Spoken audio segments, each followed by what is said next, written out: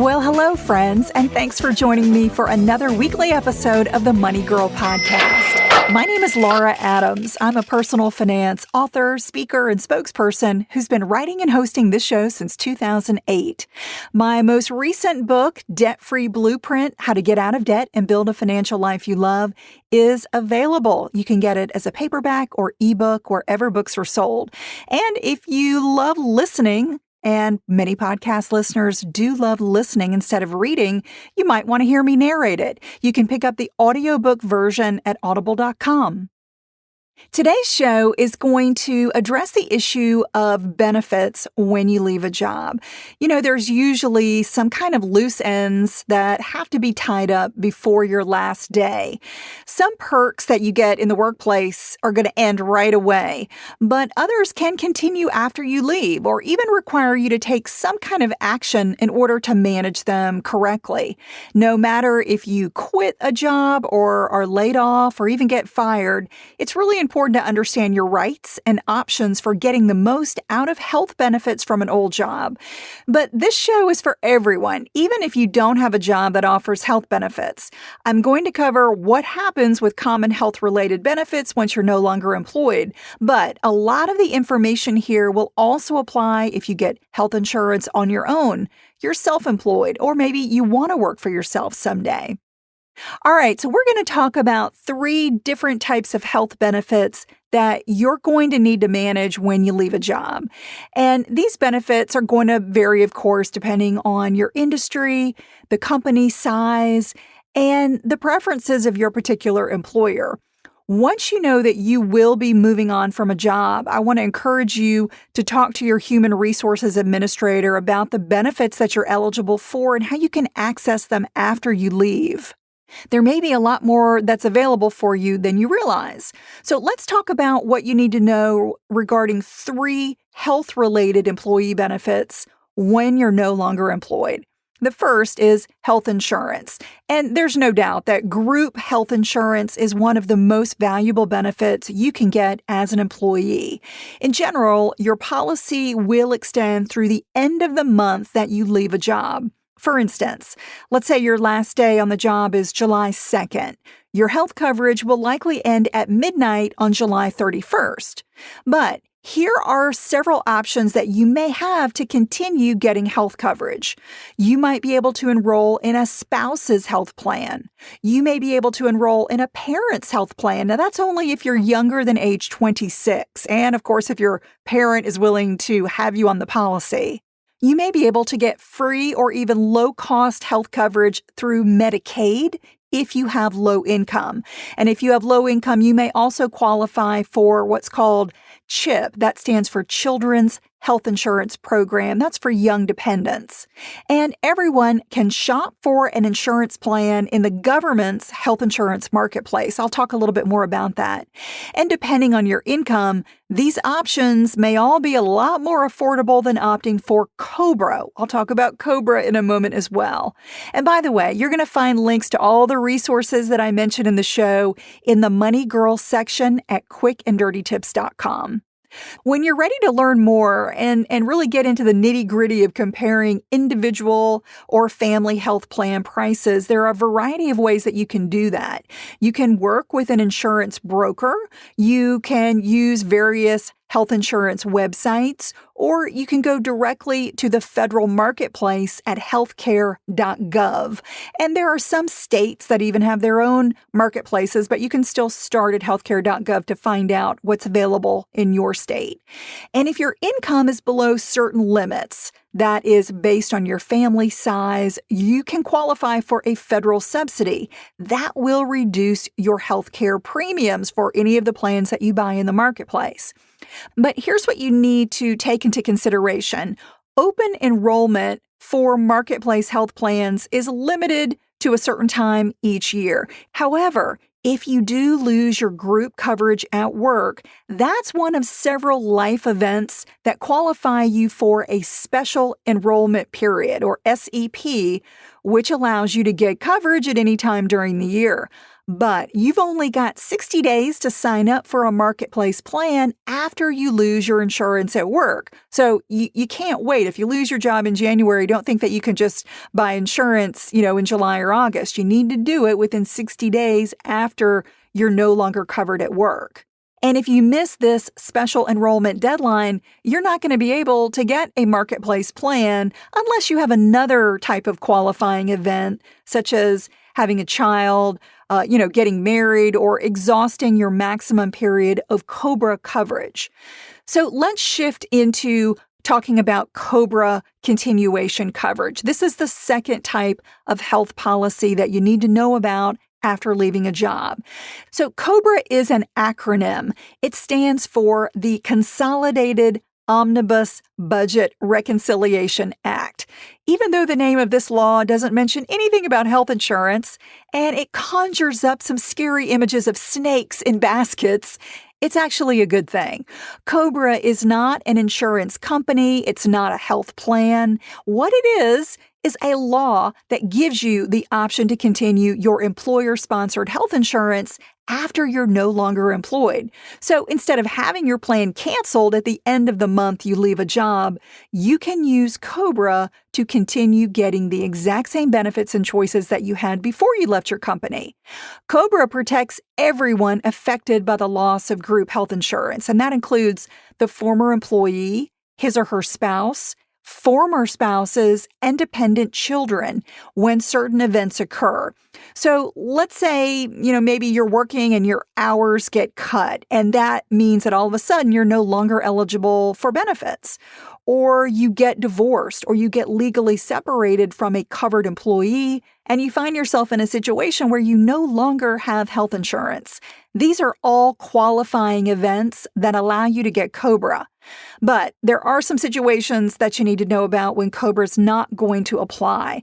Let's say if your employer just decides they're not going to offer a health plan anymore, or they go out of business or declare bankruptcy. Those are not situations where you're eligible for COBRA. So in order to get COBRA coverage after you leave a job, you've got to at least have a qualifying group health plan at your job, the old job, and you've got to experience a qualifying event. As I mentioned, it could be losing your job, getting married, etc. Or you've got to be a qualified beneficiary, such as a spouse or a dependent of the former employee. If you're not eligible for regular federal COBRA, many states offer similar programs that are called mini COBRA. To learn more, check with your state's Department of Insurance. Most states have their own website for insurance and can give you a lot more information about what may be available where you live. Now, the only problem with COBRA coverage, or even the mini COBRA coverage, is that it's temporary and it can be expensive. Plus, it's only offered when you work for a private company that has at least 20 employees, or for a state or local government agency. So if you work for a really small company, A, you may not even have health insurance, and B, they are not going to offer COBRA coverage. But if you do work for a qualifying employer, in most cases, you can use COBRA coverage to continue your group health insurance for up to 18 months. And if you're disabled, you can get coverage for up to 29 months. If you're a surviving spouse or divorced from a covered employee, COBRA may continue for up to 36 months. So that at least allows you to continue the coverage that you were getting at work. Also, COBRA isn't just for medical coverage. It also applies to dental and vision insurance. As I previously mentioned, it must be identical to the coverage that you were offered at your company before you left. You or your family are entitled to have the same coverage limits, the same co-payments and deductibles. While you can't opt for more COBRA coverage, like you can't get a new type of policy, but you can opt for less coverage. For instance, let's say you were enrolled in health, dental, and vision before leaving your job. Well, you could just keep the health plan and discontinue the dental and vision portions. But note that you can't get COBRA for other types of insurance you may have had through your employer, such as a life insurance or disability policy. And unlike other federal benefits, such as the Family and Medical Leave Act, employers don't have to pay for COBRA. In other words, you typically have to pay the full cost plus a 2% administrative charge. Since employers usually pay some amount of the cost of your group health insurance as a company benefit, the price of COBRA can be shockingly high compared to what you previously paid as an employee. And this is something that I would encourage you to try to negotiate. If you're in the middle of negotiating a severance package with your employer, it's worth asking your company to pay your COBRA coverage for a certain period of time.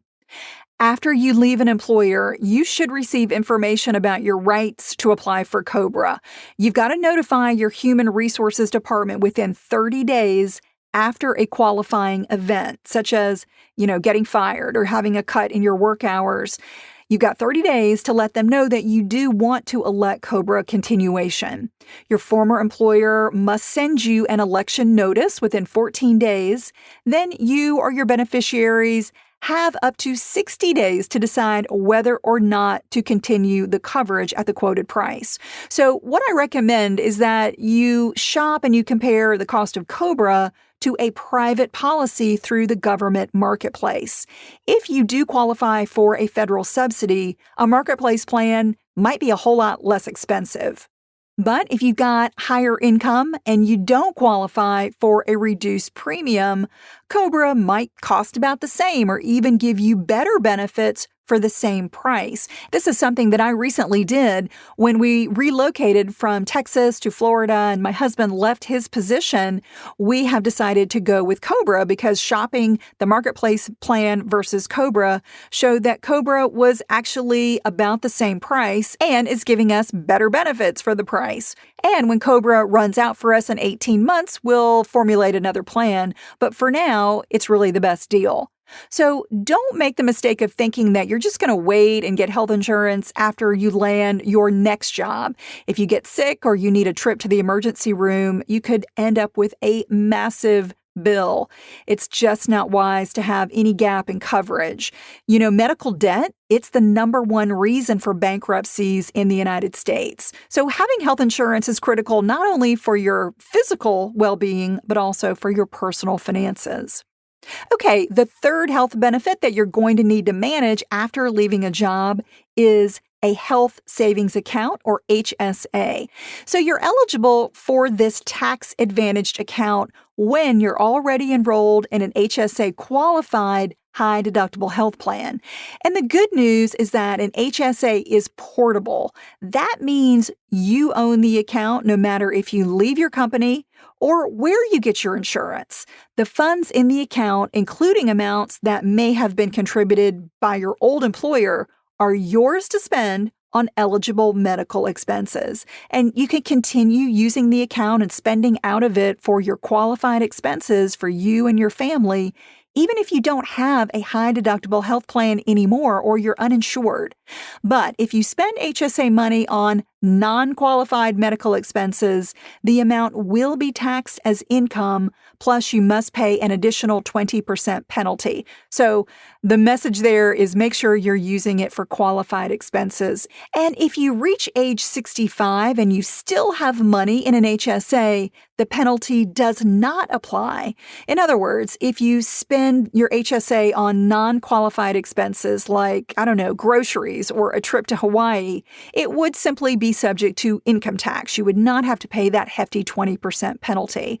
So that's kind of cool because that rule turns an HSA into something that looks more like a retirement account if you own it long enough and still have a balance when you're age 65. That is a great reason to max it out every year, even if you don't expect to incur many medical expenses. So here's a quick review of how using an HSA saves you money. The first part is that your contributions are never taxed. An HSA is always funded with pre-tax dollars, whether you make contributions or whether your employer does so for you. You can make tax-deductible contributions to an HSA at any time during the year, even up to April 15 for the previous tax year. For 2019, you or your employer can contribute a total of up to $3,500 to an HSA if you have insurance just for yourself, or up to $7,000 if you have a family plan. And if you're over age 55, you or your employer can contribute an additional $1,000 to an HSA when you have either an individual or a family plan. So that kicks it up to $4,500 or $8,000. The second way an HSA saves you money is that your earnings are never taxed. Most HSAs pay interest similar to a bank savings account. Plus, you typically can invest all or a portion of your HSA balance in investments like mutual funds. That allows your balance to grow even faster. But unlike a taxable bank account or a brokerage account, the interest and investment growth in an HSA is completely tax-free. And the last way an HSA saves money is that your withdrawals from the account are never taxed. So when you take money out of an HSA to spend it on qualified medical expenses or even to reimburse yourself if you paid out of pocket for a qualified medical expense, there are no taxes. And this is true whether you withdraw the original contributions, the interest income, or investment earnings from the account to pay for qualified healthcare expenses. And I want to reiterate that you can only use HSA funds to pay for current or future qualified, unreimbursed medical expenses. So you don't want to put money in the account that you might need for everyday living expenses. Otherwise, if you have to take money out of it, those withdrawals are going to be subject to income tax, plus that hefty 20% penalty that I mentioned.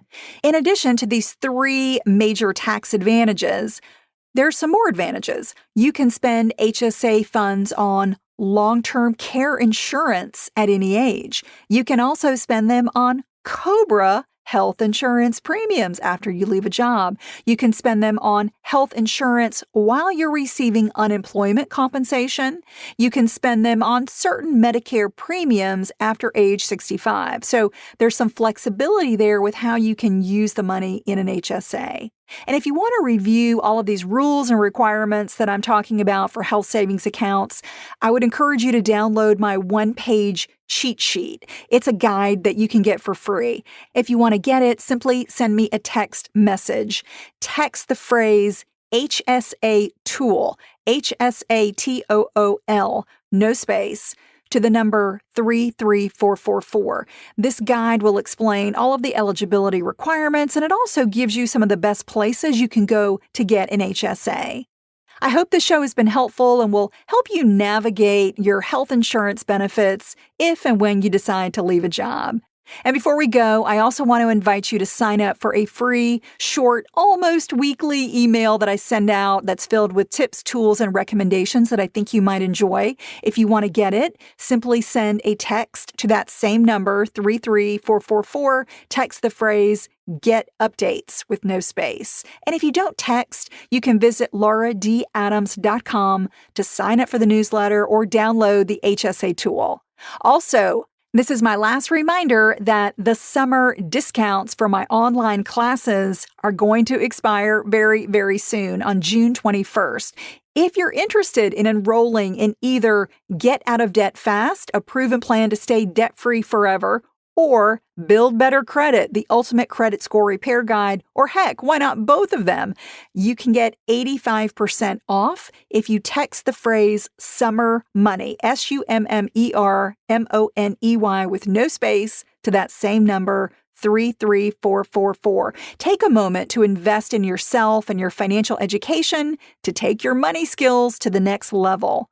And if you have a question or comment, I would love you to leave me a voicemail message. Just call 302-364-0308. Money Girl is produced by the audio wizard Steve Rickyberg with editorial support from Karen Hertzberg. If you've been enjoying the podcast, do me a quick favor. please rate and review it on Apple Podcasts. That's an easy, free way for you to give back and show your support. It also will help new listeners find us. You might also like the backlist episodes and show notes available at quickanddirtytips.com. That's all for now. I'll talk to you next week. Until then, here's to living a richer life.